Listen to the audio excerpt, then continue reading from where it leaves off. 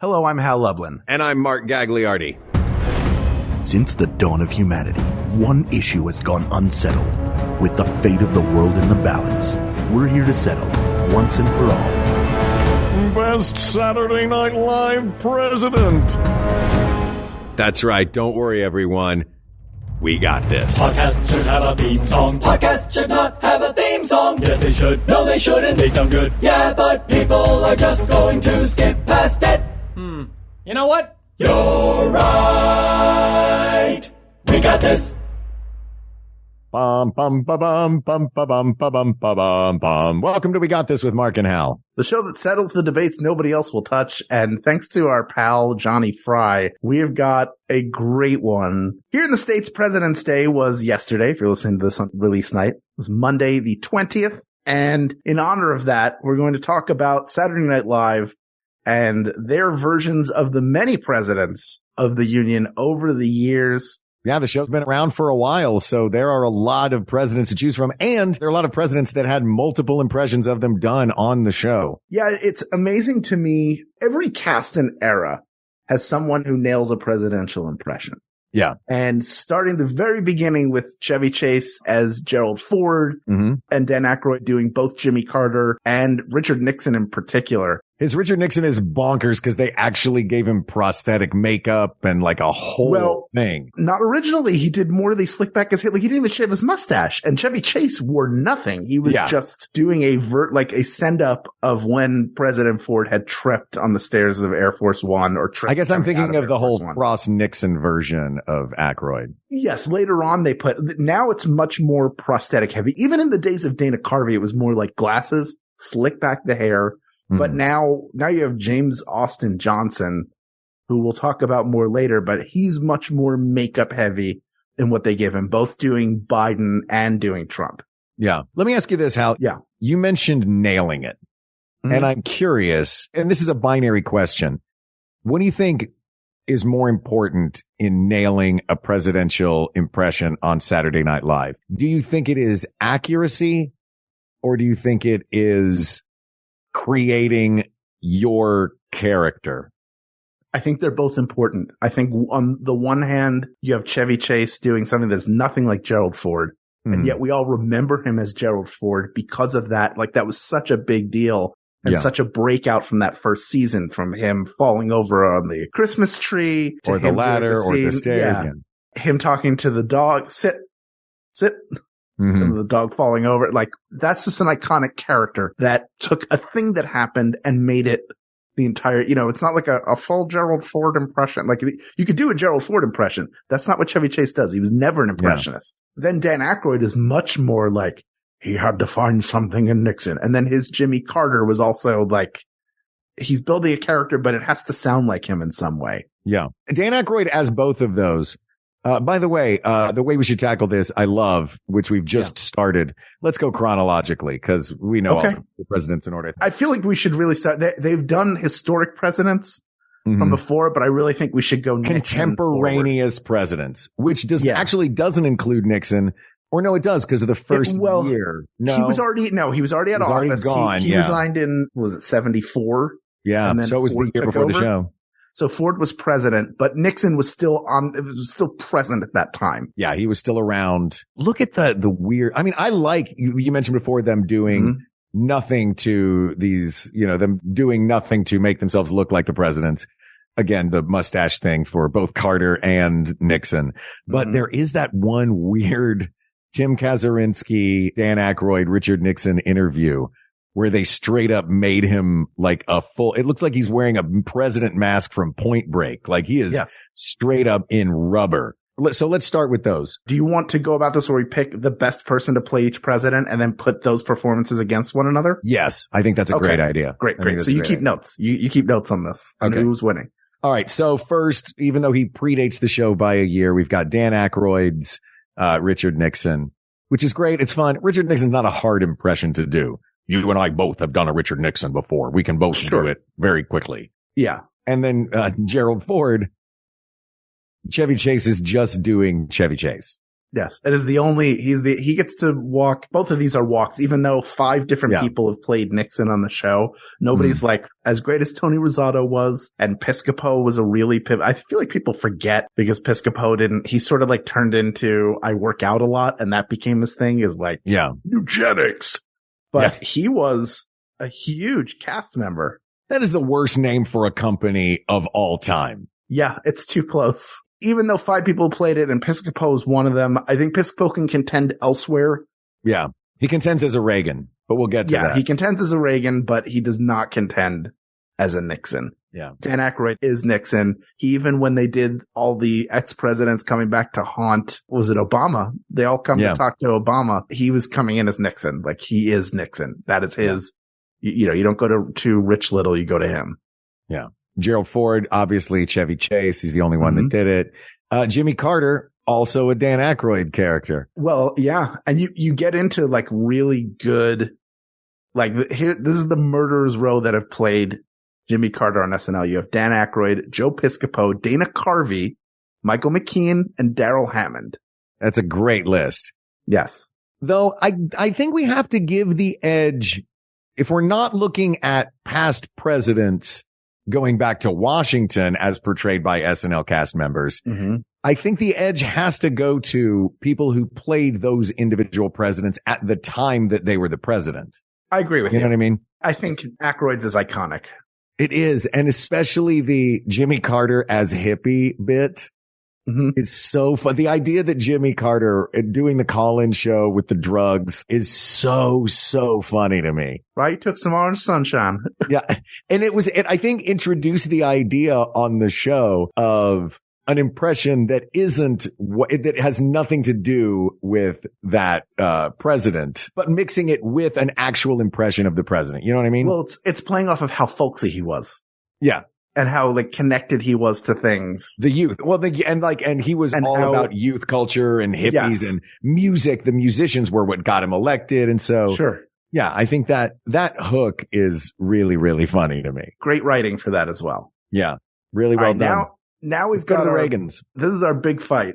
This is a big fight. And so here are all the people who did it in chronological order of the first time that they did it.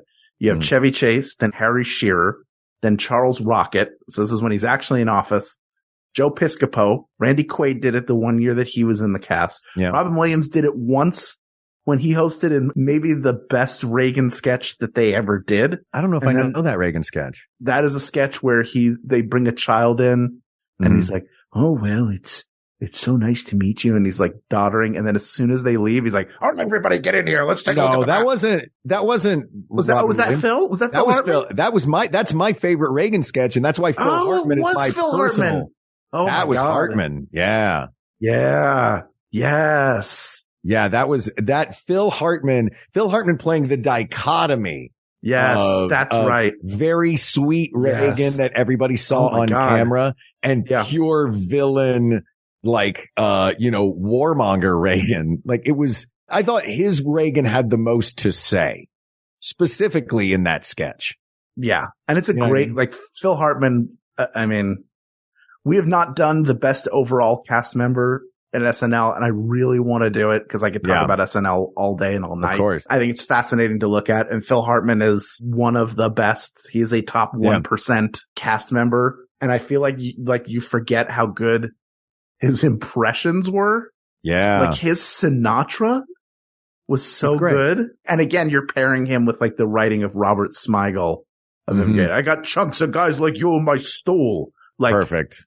So great. And such a great performance of the character. I would give it to Phil Hartman for sure. Although Piscopo did a really good Reagan as well. Yeah. Piscopo also did a really good Sinatra. He did. That was his like bread and butter. Like Frank loves my, he was sincerely into Frank Sinatra also. Yeah. But I think that this one, for that one sketch, if nothing else, has to go to Phil Hartman. Because that sort of beginning of the sketch version of Reagan is so realistic and so specific. And the second the Girl Scout leaves, the sketch gets some bite to it and has something to say about who Reagan was and what he did. Yes. So yeah, that one's got to go to Phil. Yeah. All right. So after Phil Hartman, There is no, I don't even think anyone else did this president, did they? They did. Jim Downey did him when he was vice president. Okay. Then Dana Carvey. Of course, he appeared as himself, which a number of presidents have over the years. Dana Carvey comes back to do him again.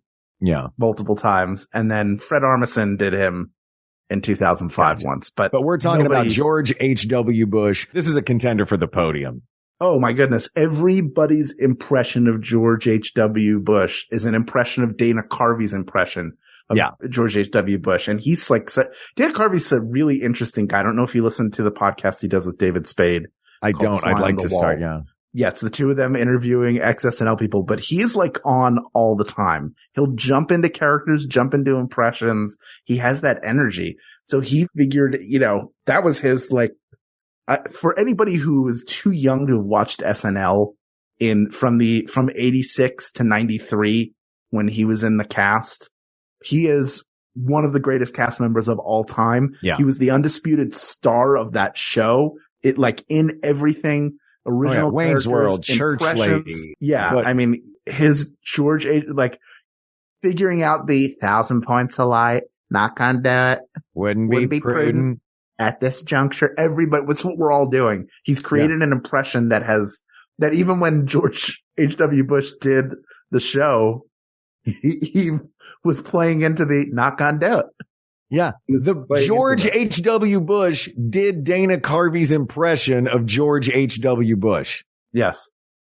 I mean, that is hard to beat.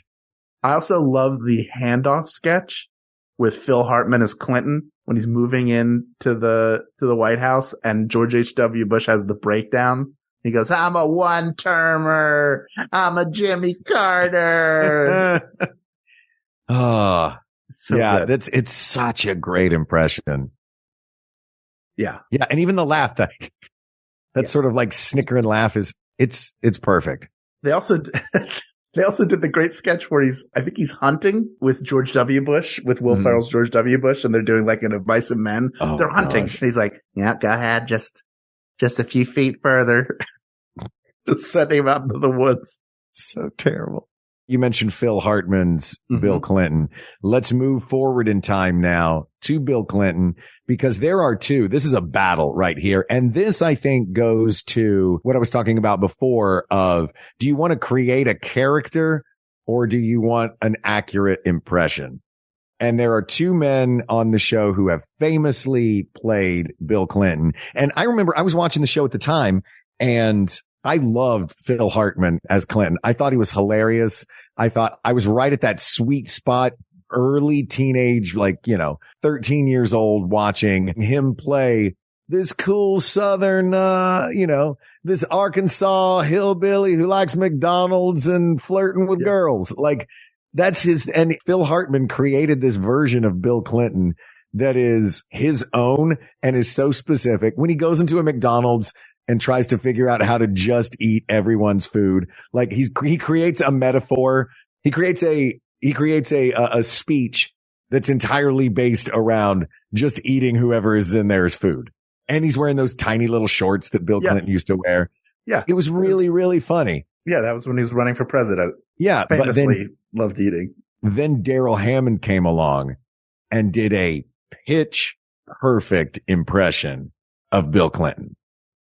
And that to me that felt like a major shift in the way that I just, as a viewer of the show and as a fan, and the way that I watched impressions as a fan of comedy in general, because it was like I'd grown up seeing Dana Carvey's George H.W. Bush and then, Phil Hartman's Bill Clinton. And neither these guys were characters. They were SNL characters.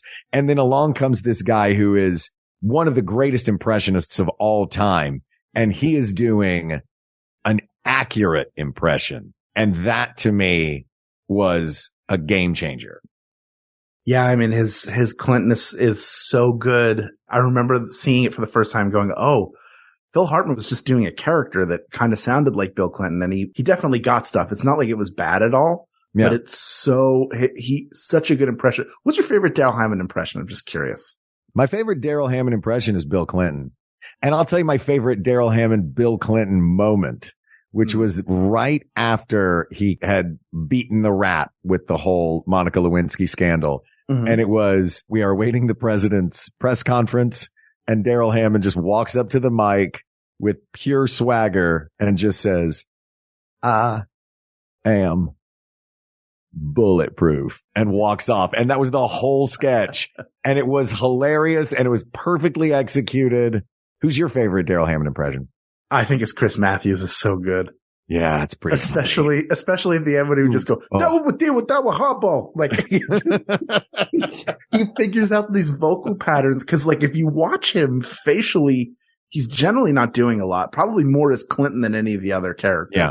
It's his a voice. lot of times he's under makeup. He's under makeup as Clinton. Yeah. More so than, I think he's got a little bit more going on in terms of prosthetics than Phil Hartman did, which certainly helps. But the impression, if it was a bad impression, it just wouldn't work.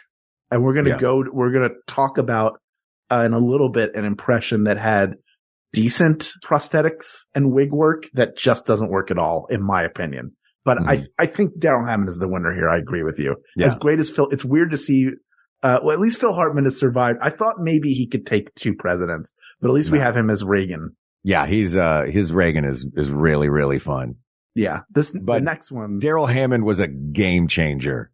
Absolutely. And the next one that we're looking at, the next president after Bill Clinton, of course, I think we went back to, in my opinion, maybe the best, if not the best, one of the all-time great versions of presidential impression as rounded character, created not to be an accurate impression, but to be a really funny, well-rounded character whose point of view is so specific and it's a specific exaggeration of a few elements of the actual president and not meant to be a very specific, detailed impression of him. And that is, of course, the impression that after he left SNL, he won a Tony for and maybe an Emmy.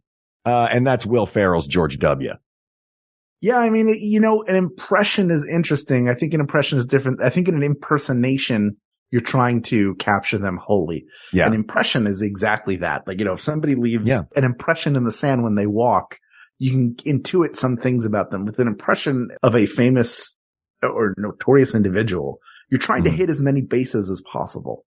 And he hit on the idea of like the spoiled frat guy, the guy who is in over his head, but doesn't know it.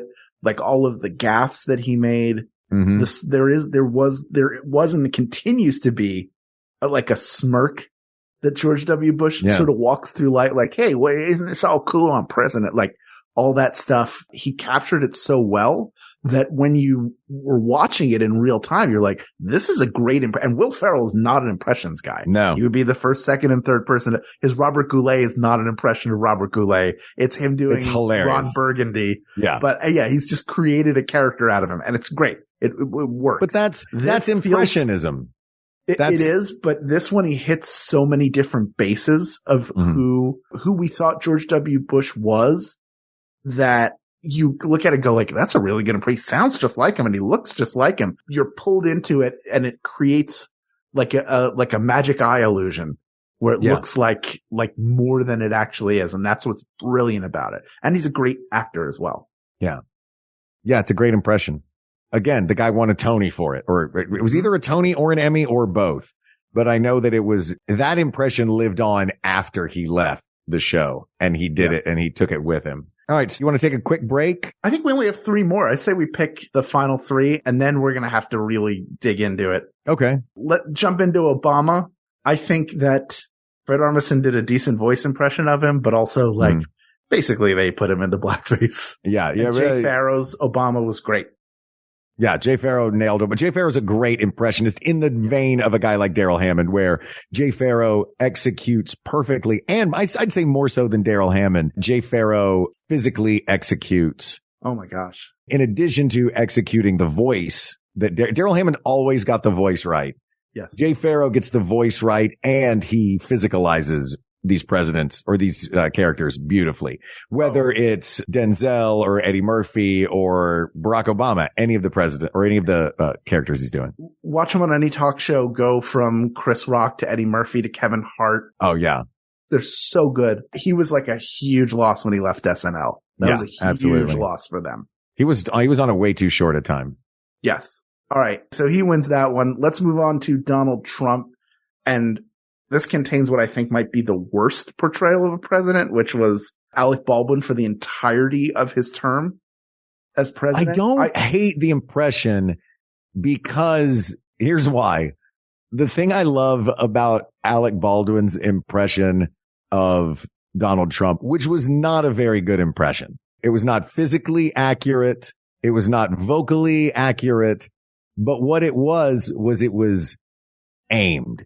It was aimed at the person who he was playing, who he knew hated his impression of him and hated that the show allowed him to do the impression of him and that he only came on the show to do that impression. So it felt to me like 4 years of Alec Baldwin's impression was just him with his finger in Donald Trump's face going, I'm not touching you. I'm not touching you. I'm not touching you. So that element of the impression I thought was a lot of fun. And that's exactly why it doesn't work for me. And I think the other reason why is when you have a figure like that without being political, who is so wildly outrageous and over the top, and your job in comedy is to come over the top of that. Like you might as well just show transcripts of what happened. So every time they tried to go over the top of it, it just didn't work. And that idea of, not that it was punching down in any way, shape or form, but the fact that it just felt like it came from an angry, you're a bad person place, which whether that's justified or not, doesn't work on a comedy show. That's why that stuff generally fell flat. And I thought I didn't care for the performance personally. But like you look through all these people who did it and you go like, how do you figure this guy out to the point where you have to take the wind out of him? Yeah. And along comes James Austin Johnson, like out of nowhere. The guy who's a stand-up who worked primarily in commercials and figures out this, not only is like a Daryl Hammond-esque impressionist, but figures out this thing of like making weird connections back and forth. Yeah. And it's so good. And maybe part of it is he had the benefit of coming in when all of the madness had kind of subsided. He was no longer actively in office.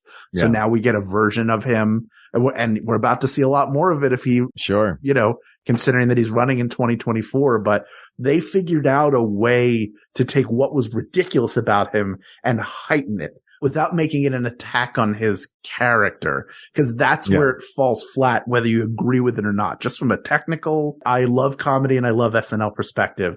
I think that's why this works so much better. Well, I think I would agree with you 100%. I think that one thing that he does is where Alec Baldwin is pulling the low hanging fruit and he's getting the stuff that everybody is making fun of Donald Trump for, which is, pointing out, look, he's mean. He's ill-suited to the office. What I think that James Austin Johnson does that's so beautiful is he takes little details and his impression is so subtle and so small at times. And he takes these details like, hey, his weird stream of consciousness talking where he talks himself into a corner and then has to kind of BS his way out of it it's so sublime and it's so funny. And he took a thing that no one else was doing. Everybody was doing the big, broad Donald Trump impression. He is doing a tiny, pitch perfect Donald Trump impression of things about him that are just, it's not the things that make people angry. Again, we don't talk politics on this show, but there are a lot of things that make people angry about Donald Trump. Sure. He doesn't take the things that make people angry. He takes the tiny, ridiculous things. Yes. He plays him as a guy who believes he's talking intelligently and is just making word soup. And it's so fun to watch. And then they do the ESPN where you have this one list and you just have words that he's going to connect to one another. Yeah. Even down to like doing wordles. Like they figured it out. And none too soon to have it figured out. Also, like getting rid of the stunt casting, like moving into, we agree with James Austin Johnson wins this one, right? Yeah, James Austin Johnson wins this one. So when we move into Joe Biden, the stunt casting never worked. It's weird. Woody Harrelson, Jim Carrey. Jim Carrey? Come on.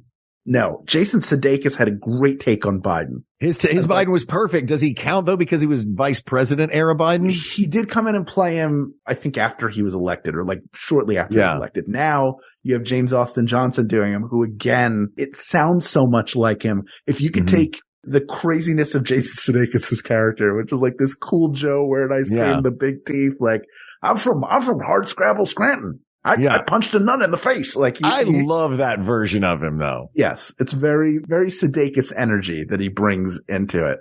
Yeah. But I think James Austin Johnson's is better. Yeah. It's accurate, but I don't know. I mean, I don't know if it is like, again, and it comes down to that debate of accuracy, like, of an impersonation versus an impression. James Austin Johnson's doing an impersonation. Mm-hmm. Jason Sudeikis was doing an impression. I think the world needed an impersonation of Donald Trump because everyone was doing an impression of him. Mm-hmm. I argue maybe that we benefit more from an impression of Joe Biden than from an accurate impersonation of Joe Biden. So you want to go with Sudeikis? I mean, though I do like the idea that this guy is killing it right now. James Austin Johnson on the show currently is killing it. He's the current president, and I don't mind him coming in with 2 victories. I just don't know what they're going to do during debates. What happens during debates in 2024? I mean, they did it with Dana Carvey. He did Ross Perot and George H.W. Bush. That's true. Just do some pre-tapes. Yep. All right. Can always be done. Make David Spade sit in for him again. He was the stand-in. He thought he was going to play Ross Perot. So funny. My favorite David Spade story. We'll be back, and we're going to winnow this down to figure out who is the tops. We've gone president by president. But before we get back to the fun debate, here's another bit of fun information for you. This show happens because of the support of Max Fun members. And if you're a Max Fun member who supports us, number 1, thank you. Number 2, there are a lot of other great shows on Max Fun that you might also want to support if you're not doing so already. We're going to share a couple of those with you. You're listening to We Got This with Mark and Hal. We'll be right back. Since the dawn of time, man has dreamed of bringing life back from the dead. From Orpheus and Eurydice to Frankenstein's monster, resurrection has long been merely the stuff of myth, fiction, and fairy tale. Until now. Actually, we still can't bring people back from the dead. That would be crazy, but the Dead Pilot Society podcast has found a way to resurrect great dead comedy pilots from Hollywood's finest writers. Every month, Dead Pilot Society brings you a reading of a comedy pilot that was sold and developed but never produced, performed by the funniest actors from film and television. How does Dead Pilot Society achieve this miracle? The answer can only be found at MaximumFun.org. Hello, dreamers. This is Evelyn Denton, CEO of the only world-class, fully immersive theme resort, Steeplechase. You know, I've been seeing more and more reports on the blogs that our beloved park simply isn't safe anymore. Murdered them? I'm gonna wreck it. They say they got mugged by brigands in the fantasy kingdom of ephemera, or hijacked by space pirates in infinitum. I mean, I could have a knife. My papa said that I needed to do a crime. Friends, I'm here to reassure you that it's all part of the show. These criminals were really just overzealous staff trying to make things a little more magical for our guests. We're just as safe as we've always been. This isn't a county fair, dreamers. This is Steeplechase. The Adventure Zone. Every Thursday at MaximumFun.org. And we're back. Bum, bum, ba, bum, bum, ba, bum, ba, bum, ba, bum, bum. I do that every time we come back. Hal, I think I've narrowed this down to 4. And tell me if you would agree that these are the 4 contenders. Go ahead. The 4 contenders are our presidential winners. George H.W. Bush. That's Dana Carvey. Sure. George W. Bush. That's Will Ferrell. Sure. Bill Clinton. That's Darrell Hammond. Mm-hmm. And Donald Trump. That's James Austin Johnson. I realize I did those slightly out of order. You know what? I think so too. You think those are the 4? I think those are the 4. And you know what's funny is we have evenly split between impersonations and impressions. We have 2 impersonations and 2 impressions. Do you want to pit them against one another in that way? I mean, how do you want to get this down? I guess we can, you know what? Yeah, we can have that debate. We can have the debate between impersonations and impressions. That'll get us down to 2, and then it might be easy from there. Okay. Yeah, now we're getting more existential in this and broadening it out, but we're narrowing it down by broadening it out. Is an impression or an impersonation I started to say, is it more, which is more impressive, which is more, which is the bigger feat. But I guess the real thing is which serves the show better. You know what I mean? Yeah. I mean, it's almost hard to go that way because they're different eras. And you need different things at different times. That's true. The show is such a juggernaut and has swung so wildly with the times. Okay, maybe we can't look at it that way. Maybe we have to look at which one of these just was emblematic of their moment. You know what I mean? Yeah. But it's tough. It's like George H.W. Bush seems like kind of forgive me, an uneventful, not inconsequential, because he was a very consequential president and a consequential CIA director and a consequential vice president and all that. But I don't know how important Dana Carvey's impression of him was, outside of the fact that it's just a perfect impression that I think supersedes the presidency itself. Not the presidency, but that particular presidency. I think that you're maybe underselling the cultural impact of that impression. Yeah, I probably am. And the fact that he took a one-term president who had some notable things. I mean, the throwing up on in Japan. Right. Them playing that, like just anything that happened, you wanted to see what his take on it was going to be. Yeah, that's true. Looking forward to, that was a highlight. Like, oh, I can't wait to see what they do with this. I can't wait to see Dana Carvey as George H.W. Bush. Yeah. His character made that presidency even more interesting. Yeah, that's a very good point. For the audience, which is something that none of these other, well, with the exception maybe of Will Ferrell, that's what those two have in common. The George W. Bush presidency was much more consequential in terms of the things that happened, in terms of the swing he had from barely getting into office to being the hero in the wake of 9/11 to being more despised and much more divisive later or throughout all of his second term, but heading into a second term for sure as the war that was started became less and less popular. So, that's a very consequential president, and they had to deal with a lot of different things going on using a guy who's always going to bring you the lighter side of things. And I guess then it comes down to the question of what is SNL's job. You know what I mean?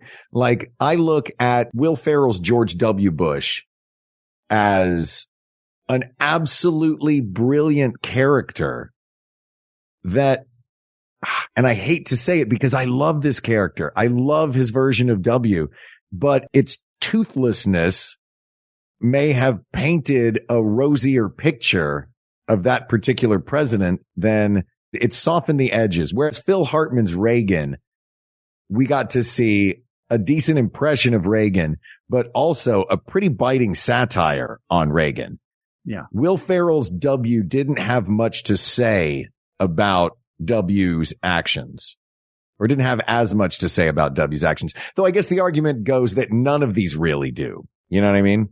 Right. But also Daryl Hammond's Clinton never did, and I guess that's part of the beauty of SNL. It's got to appeal to a giant audience. So its job is to point out the ridiculousness and the folly rather than the politically divisive decisions and actions. Right. When it's done from outrage and the outrage comes through in the writing, then you get it with Alec Baldwin.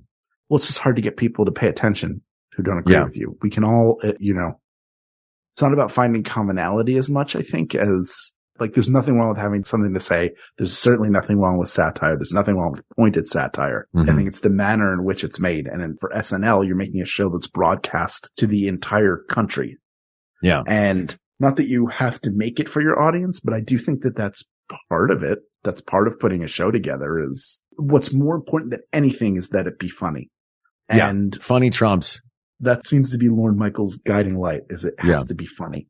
It can't just be we're angry and need to say something. And there have been times in the show where that's felt appropriate, like Cecily Strong's, after the Supreme Court decision, her Weekend Update anchor piece, where she tried to come in as a character and then just like sort of had a breakdown about it and had something to say. That was perfectly placed and a perfect piece about that. Those cold opens, you got to make people laugh. There's an element of sometimes it's like, well, they're going to have to say something about this. And sometimes you go and going, I can't wait to see what they say about this. I can't wait to see their version of it. And that ebbs and flows over the natural course of the show. Kind of depends. Like now we're putting it, you're almost putting it in the writer's court. Yeah, that's true. I think that's a big part of it. It's not, the impression is any character, and I've always maintained this as a performer, any character is a combination of the work of three entities: the writer, the performer, and the director. Sure. And that it takes all three of those to create a character. And there have been times in SNL's history when the writer's room like to jab a little harder and, and sting a little more. But maybe the times called for George W. Bush to sneak those bits of really pointed satire into the sweet, delicious cookie that was Will Ferrell's impression. You know what I mean? Yeah. Like you're a spoonful of sugar with the medicine. Mm-hmm. Yeah, I don't know. This is a really tough one. I just want to clear our heads and shake ourselves out really quickly. Yeah. And we'll come right back to this because I thought of something that I don't think should go uncommented upon. And that is one of the SNL all-time great non-presidential presidential performances. And I got to give a shout out to Amy Poehler's Hillary Clinton.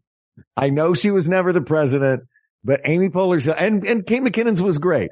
Amy Poehler's Hillary Clinton is one of the all-time hilarious SNL impressions. I just wanted to throw that out there just while we're stewing on the headier elements. I just wanted to give her a quick shout out because it's so funny and it's so great. Yeah. I mean, Daryl Hammond's John McCain was great too. Yeah. And Tina Fey's Sarah Palin was also fantastic. And Jason Sudeikis' Mitt Romney was really great. They were all great, but I just wanted to throw that out there. Anyway. Larry David is Bernie Sanders. I mean, that's come on. One piece. That's the one piece where, yes, you need to cast it as a celebrity because everybody says it, like the parallels instantly recognizable. Yeah. So, although James Adomian does a fantastic Bernie Sanders. Bernie's really good. Him and Tony Atamanuik, their debates. Yeah. Their debate, Trump Sanders debates is so good. So very good. Yeah. There's one more thing I want to say about Will Ferrell's George W. Let's get back to that. That was just a little side. That was a little quick break to clear our minds. It seemed like we were getting really in the weeds. No, the thing I was thinking about with George W. Bush and that version of him is George W. Bush always appeared to be someone who had everybody else doing, like, he was sort of the puppet, and the real people in control were like Karl Rove and Dick Cheney. So him being like can you believe I'm president is really cool. Like, that is what the perception was of him. Yeah. So it allowed you to play on that and how, like, I think you're supposed to watch it and go like, I can't believe this guy is president. Like, yeah, that's a good point. That our president is like a deranged golden retriever puppy. Yeah. Can I just point something out? Yeah. At first we said we were going to look at the impressions versus the impersonations and focus on that. And then we wound up veering off and not doing that. But it sounds like in doing that, all of our focus has been on the Bushes, which are the two impressions. More so than the impersonations. I think that as a technical feat, an incredible impersonation, it shook me when I first saw Clinton. It dumbfounded me when I saw Trump, but I think it's going to be one of the two Bushes. And I think that the impression leaves a more lasting impact than the impersonation does. Would you agree? Wait, I want to make sure I follow it. We're going down to Carvey and Farrell, right? We're going down to Carvey and Farrell. Okay. Yeah, I agree with that. As much as I love James Austin Johnson hasn't had enough time. Yeah. But the fact that it's so good. Yeah. Like the first time I saw it, I was dumbfounded. Like my jaw hit the floor. Nobody does, because everybody does certain aspects of Trump. He picked aspects that no one else does. Yeah. Number one, he sounds just like him. Yeah. And there's a clip of him on Seth Meyers where he does the younger Donald Trump as well, which I always loved. Daryl Hammond's version of Trump, like doing ads for The Apprentice and just not really being aware, but like always The Apprentice, like, or him dressed as Dracula, but always doing this weird subdued thing. Quickly to throw this in, you remember who else had a great Donald Trump back in the day? Phil Hartman. Sure. Remember the sketch where he's going over his divorce with Ivana? As Ivana, yeah. Yeah. Yeah. And it was, as long as you know, you will be paid in the giant stone coin of the Yap Islanders. Yeah. I mean, come on. So good. Anyway. But not only was the impression great, but I was like, oh, they figured out how to do it. Yeah. They figured out a way they nailed it. It's so good. But I don't think it can win. I think Daryl Hammond's Bill Clinton is iconic, and he got to do it for pretty much the entirety of his second term. Mm-hmm. When a lot of the crazy stuff was happening, and it is a great character, but I think it has to come down to the Bushes. Yeah. So now the big question is Dana Carvey affecting the presidency of George H.W. Bush, literally affecting it to where George H.W. Bush was doing an impression of Dana Carvey doing an impression of him.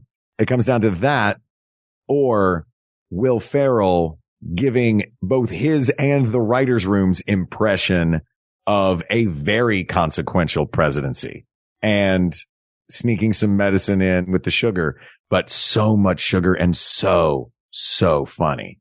They're both so good. It's hard. And I watched pretty much every second of both of them. Absolutely.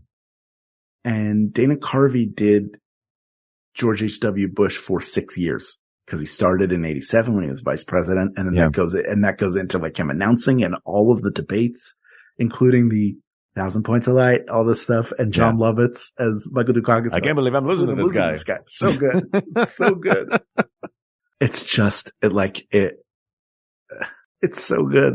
And it's such a like landmark impression from a guy who really was the show in his era. Mm-hmm. Both of them were the undisputed stars of their casts. Yeah. And Will Ferrell only did it for 3 years before coming back later on. Mm-hmm. And it was a big deal. And this huge. He did win a Tony for it. I'm pretty sure he did win an Emmy for it also. But I think I have to go with Dana Carvey.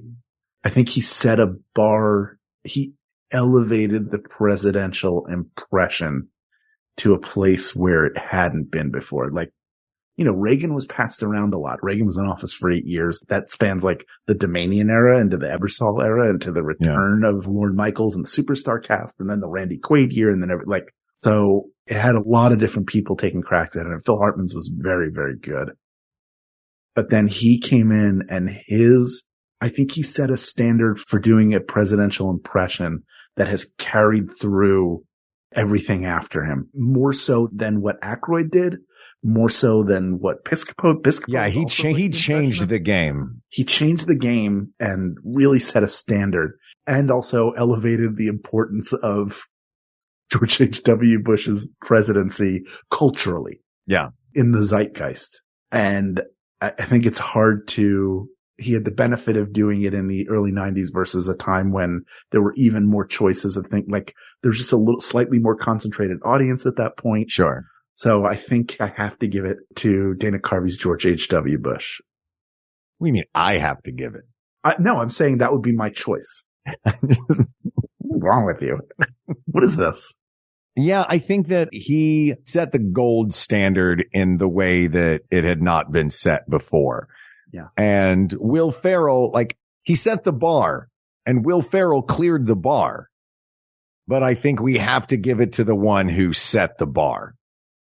And really moved it. I mean, moved it way up. Yeah. You know, still doing it. That impression remains relevant. Yeah.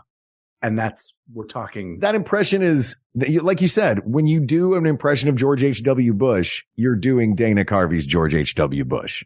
Yeah. Everyone is. You could say the same thing for Will Ferrell, to be fair. A lot of people started doing his impression of George W. I will say, though, that, yes, you're right. I will say that there's the perfect alchemy of writer, director, and performer happened during one of the debate performances of Will Ferrell as George W. Bush.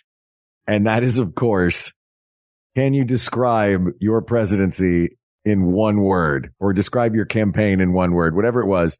The director put Will Ferrell in a close-up. Will Ferrell nailed the impression, and the writer invented the word strategery. It is a perfect moment. It's a perfect SNL moment. I'm pretty sure that was Jim Downey who came up with that. It's very Jim Downey. Yeah. But also Lockbox. Is that the same sketch? I don't remember Lockbox was part of one of those debates. I mean, part of that one. But yeah, I think that Dana Carvey did more for H.W. Bush. I keep coming back. I want to give it to Will Ferrell because I love me a Tony winner and a Broadway man. But I keep coming back to the fact that George H.W. Bush knew that the version of him that the world knew was Dana Carvey's version, and he embraced it and he did it. So yeah, I'm fully comfortable with that. There you go. People of the world, Oh God. 1,000 points of light, coming together to make a decision. Wouldn't be prudent at this juncture not to decide. Best presidential impersonation on SNL goes to Dana Carvey's George Herbert Walker Bush. Asked and answered. Wait, can I change my answer? It's Hal Lublin's Dana Carvey's George H.W. Bush. Wait till you hear about chopping broccoli. It's crazy, by the way. It's weird to plug another podcast on this podcast, but Fly on the Wall with Dana Carvey and David Spade. The people that they have on, I'm listening to Jimmy Fallon right now. And cool. He's talking to Dana Carvey. He's like, you're the reason I wanted to be on SNL. I saw you and you made me want to. That's the whole reason I was on the show, is because I wanted to be like you. Yeah. So he, like, again, if you weren't there watching, you have no appreciation of how huge he was and how huge that impression was, but you still, like, echoes through just the fibers of the show, what he did while he was there. Like, almost unlike anybody else. Yeah. He's on the Olympic pedestal for SNL cast members, without a doubt. And this impression is one of those reasons why. So this topic is asked and answered and closed, but there are many more topics to discuss. So please reach out to us on Twitter at We Got This Tweets, or email us at wegotThisPodcast@gmail.com, or head to our Facebook group. Let's talk about SNL together. Please. I could do this all day. Facebook.com/group/WeGotThisPodcast. Thank you to producer Ken Plume. You can support him at patreon.com/Ken Plume. Thank you also to researcher Kate McManus, graphic designer Uri Kelman, and QA engineer Jen Alba. And thanks, of course, to our musicians, Jonathan Dinerstein and Mike Furman, for our score and theme song, respectively. And thanks to you, the people of the world. I have to say thank you to you right now. It wouldn't be prudent at this juncture to not thank you right now. And thanks for letting Hal and I reminisce about something that we obviously both loved back in the day and still love very much, as we love you. So thank you. Thank you. Thank you. For Hal Lublin, I'm Mark Gagliardi. For Mark Gagliardi, I'm Hal Lublin, and don't worry, everybody. We got this. We got this. MaximumFun.org. Comedy and culture. Artist owned. Audience supported.